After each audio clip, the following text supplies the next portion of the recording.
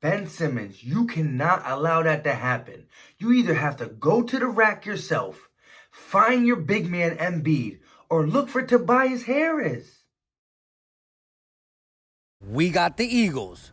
We got the Sixers. Philly talk. What's going on, everybody? I go by Philly Mike, and this is Philly Talk. If you're new to this channel, support these Eagles or these Sixers, hit that subscribe button. I greatly appreciate it, and also support you guys give Philly Talk. But let's just jump right into it. The Sixers lose the game at home for the first time. Their first home loss of the season. They were the last ones undefeated, and now that has come to an end. Off some bull jive. The refs and the fact that Ben Simmons does not know what to do with the ball at the end of the game. You don't give it to Al Horford. You either go to the rack, tie the game up for 2, you find Joel Embiid and let him get fouled and go to the line, or give it to Tobias, who was hot at the end of the game, making three of his last three-pointers. Simple and plain. Al Horford, who only made 1 3 all game, you don't give it to him. You just don't do that. Let's talk about this game in the first quarter when the Sixers were dominating the game. Moving at third tempo, Joel Embiid was getting buckets. Ben Simmons was getting buckets.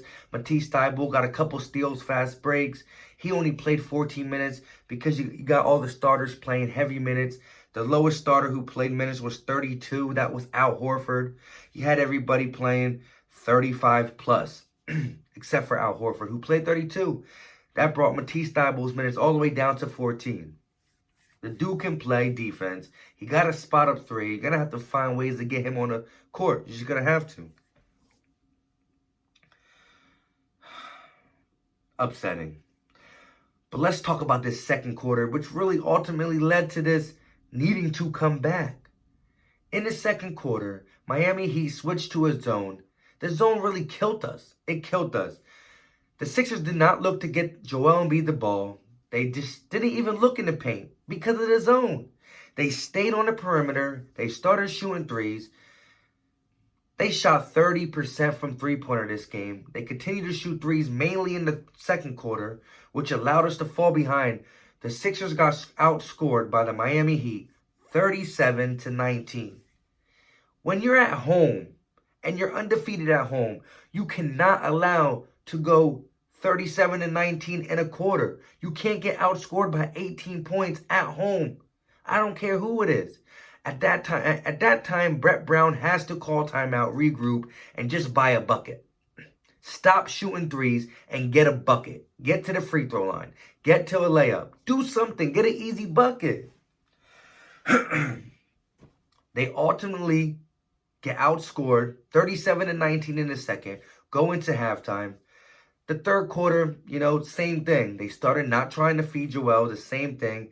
By the end of the third quarter, early fourth, they started to see that, you got to get him involved no matter what.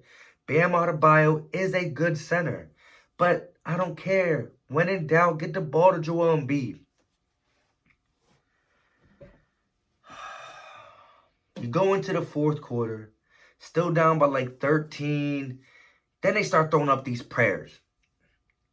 At the highest mark of the fourth quarter, we're down by 16 points. We don't give up, though. We don't give up. A lot of times we go down, we get a bucket, we come back, we play solid defense. Shot clock's down to under 2 seconds. You got a guy, Duncan Robinson. Bang, shoots a 3. With the clock expiring, deep on some Steph Curry 3. Bang.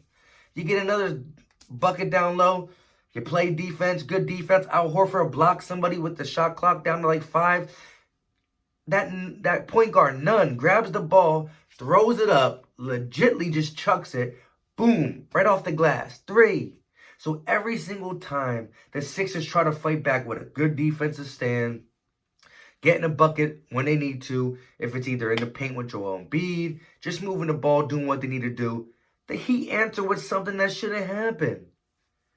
But once that 4-minute period hit, 4 minutes hit, Joel Embiid made a 3. They get down by like 13.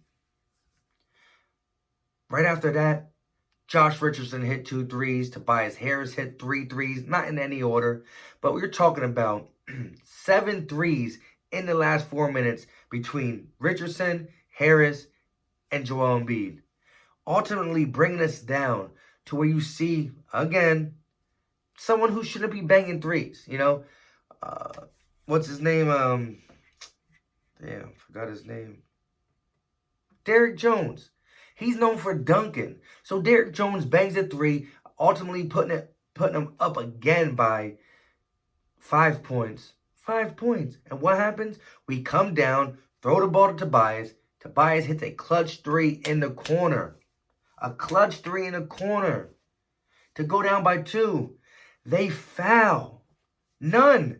Who's a point guard? Who's going to at least make one? We're thinking he misses both of them. There's still 12 seconds left. The ball's in Ben Simmons' hands. He drives down and he kicks it out to Al Horford with 5 seconds left, and he shoots a 3. You're down 2. Ben needs to go to the hole against a 6'3" point guard. If he don't go to the hole, you give it to Joel Embiid and he will go to the hole. Or you get the ball to Tobias Harris. When you got down there and got pressed up and passed the ball, you still had 5 to 6 seconds. You can do something with that. I know there's no timeouts. You're rushing. It was just bad. It was just bad. Out of all the people to give it to, Josh Richardson made 2 threes in the fourth. Tobias made 3 threes in the fourth. Joel Embiid at least hit 1. And you didn't need 3. You could have did it yourself. Dunk on the little man. Just dunk on him.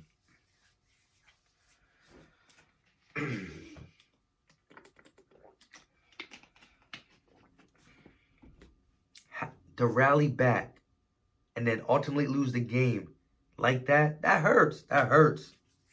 Hurts. It didn't help that Joel Embiid played his best defense you can play on that play, and they didn't overturn the foul. They didn't overturn the foul. The announcers clearly were saying, like, yes, there's contact on, you're going to bump and rub everybody on every play. But that's the best kind of defense you can play. It should have been overturned.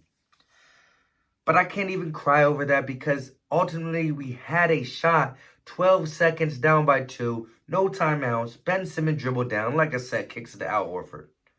Out of all the people, Josh Richardson, Tobias Harris, he should have took it up, Joel Embiid, but we go to Al Horford from 3, who he could hit him, don't get me wrong, but he wasn't doing it this game. He wasn't on this game. He only scored 9 points. He's the only player who wasn't in double digits. You had 20 points from Harris, 22 points from Embiid, 17 points from Simmons, 17 points from Richardson, 9 points from Horford, and he ultimately was the one that Ben Simmons decided to give the ball to. It's not even like he was wide open. It's unfortunate. It's unfortunate. Sixers fall to 20-9. I mean, we're still in the East. You know, Jimmy Butler gets a victory over his whole team. Now we're 14-1 at home. It just wasn't good. Rough. Rough. Real rough. With that being said, thank you for watching. For those who are watching these Sixers videos, I have not been doing Sixers stuff. I did a couple things early in the year. I have a night business that I have to attend to. I just moved it around, so I'm going to be able to start doing more Sixers videos. So if you like this, definitely hit that subscribe button. Don't forget to like the video. And let me know what you think in the comment section. I will be doing more Sixers stuff. Like I said, I had a night business that I had to manage once in a while, and I used to always leave at the end of these games, so it would be way too late by the time I get home to upload a video. It just so happens I had to come do my first one in a while on a game like this. Disgusting. With that being said, thank you guys for watching. Said it already, but at the end of the day, we're 14-1 at home, 20-9. Gotta forget it and go on to the next. We out.